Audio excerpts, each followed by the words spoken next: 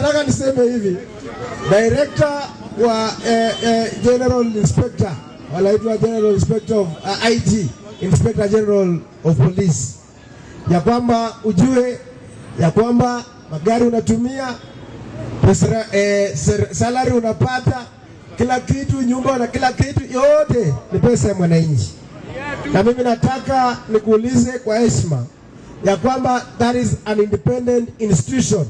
Yes, we know the appointing authority is from one person, is from the president according to the constitution, but that one is an independent office that no one should interfere with the office of the inspector general. Kwa sababu tumebaki na miaka miwili ama miaka miwili ambayo inakuja in the next 3 months, na pale tutakuja kuwa na serikali mpya ambayo utataka kuifanyia kazi.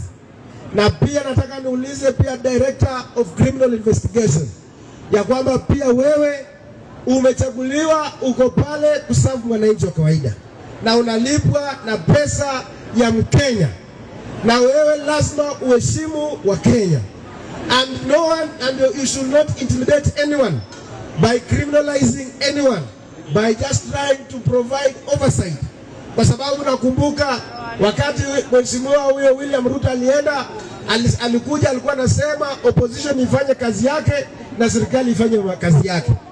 Lakini ilikuwa ni ya kushangaza sana kuona mtoto mdogo kama mimi kutumbiwa maskari zaidi ya 10 na kitu, na kila mtu ako na mabunduki kubwa kubwa. Sasa mlitaka mimi nikifanya aje? Yana hata mwezi mhurumia, yani mwezi wewe nani amini hata mwezi hurumia mimi? Mimi tu mimi. Hapana. Mtu alisema have mercy. Ama aje? Sasa unajua ni miaka tu kidogo. Na mimi nataka niwaambie kwamba you must use that office. That office you are given by God so that you can protect the Kenyans and not to intimidate Kenyans. So I want to tell you, please, let it be the last thing.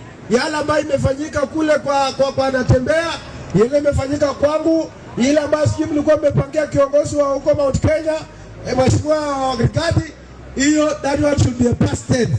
Kenyans have the brains and they know when the president is doing the work and when he's not doing the work, and they will decide.